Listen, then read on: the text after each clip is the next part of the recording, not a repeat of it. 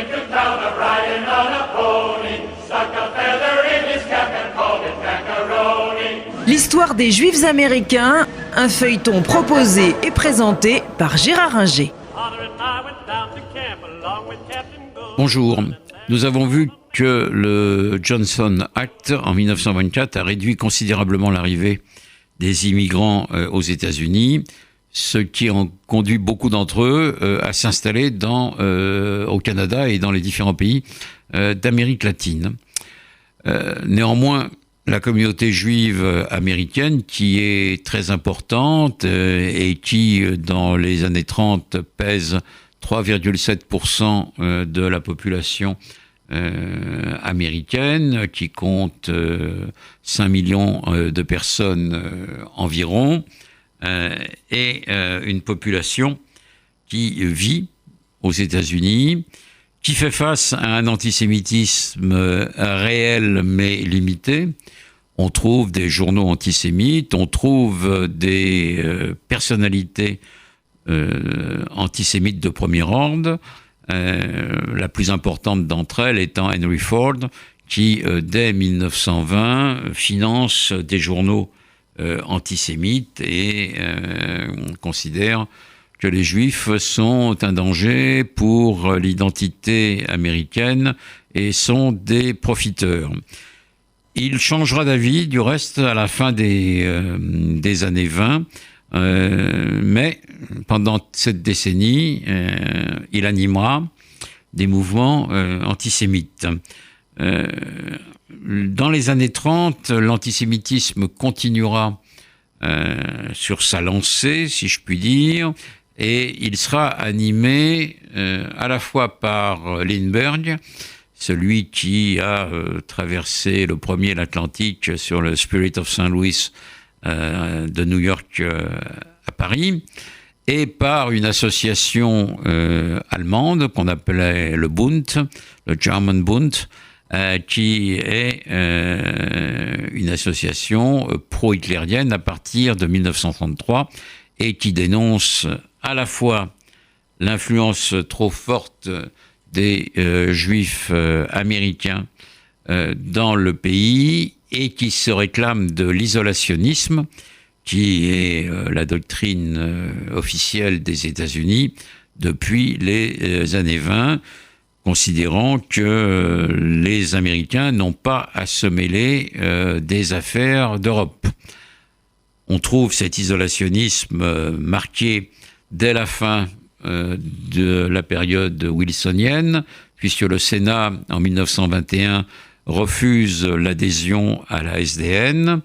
On le trouve dans le Johnson Act, donc qui limite l'immigration, et on va continuer à le trouver dans les années 30, où beaucoup d'Américains considèrent effectivement qu'ils n'ont pas à se mêler des affaires de l'Europe. Ce ne sera pas la position de Roosevelt, qui sera élu fin 32, qui prendra la présidence des États-Unis en janvier 1933, mais Roosevelt ne peut pas revenir sur le Johnson Act qui a été voté donc par le Congrès, et pendant toute la période de sa présidence, qui va durer quand même 12 ans, de 1933 à 1945, jusqu'à sa mort, il ne pourra pas revenir dessus, et les Américains n'accueilleront pas les Juifs victimes des persécutions. On y reviendra plus tard.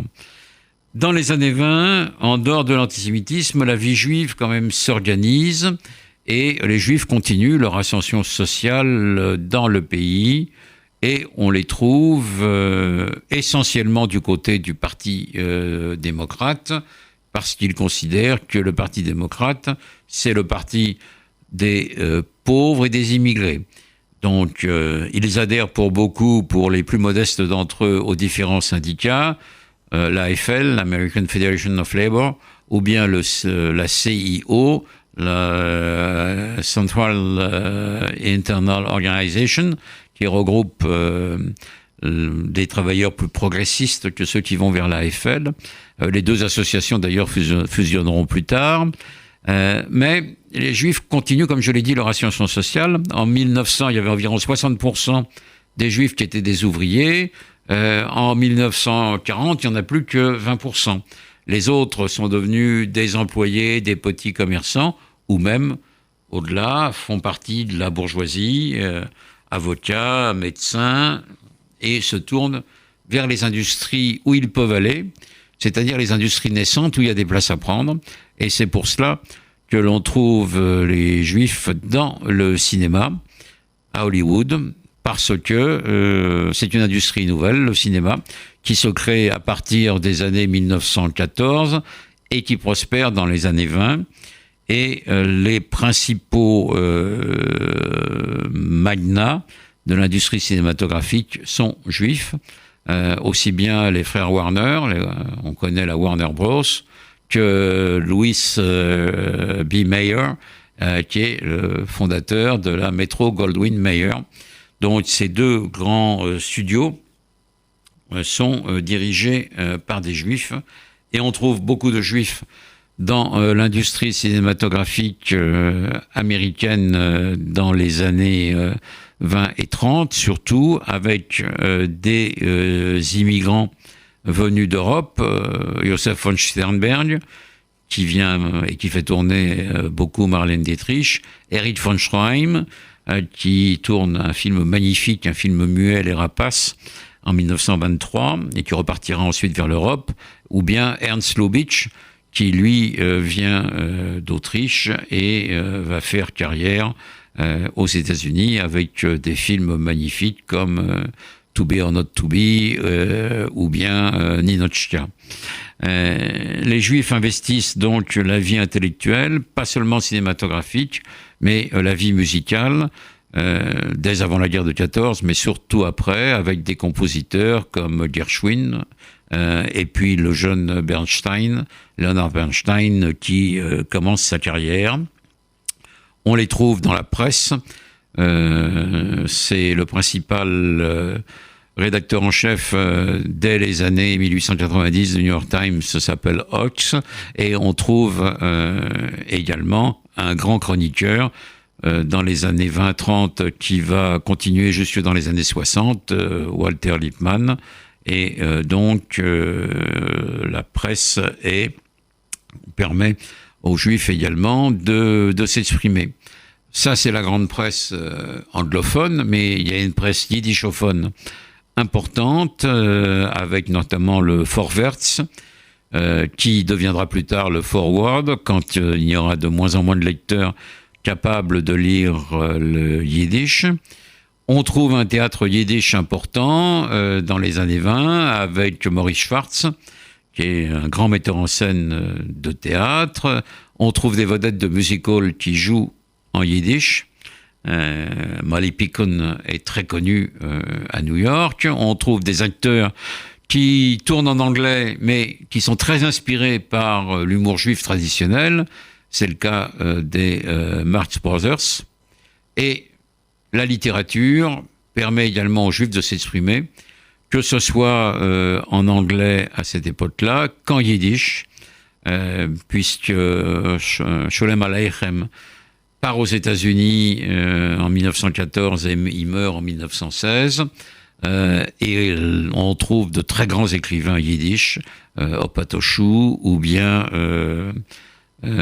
Israël Joshua Singer, le frère de Isaac Bashevis Singer. Israël Joshua Singer qui publiera un livre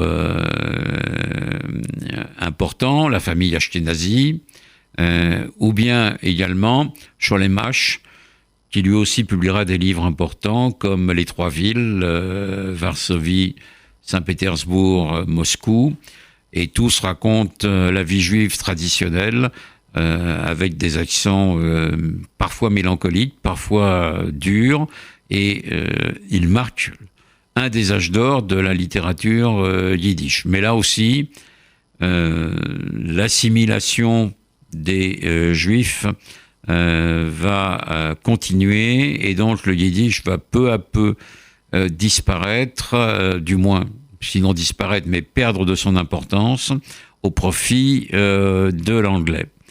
Et puis le paysage pour les Juifs américains va changer à partir des années 30, même si Roosevelt ne peut pas faire grand-chose sur le Johnson Act, les Juifs américains vont connaître une période nouvelle à partir de son accession au pouvoir. The music and the step and with the girls we handy.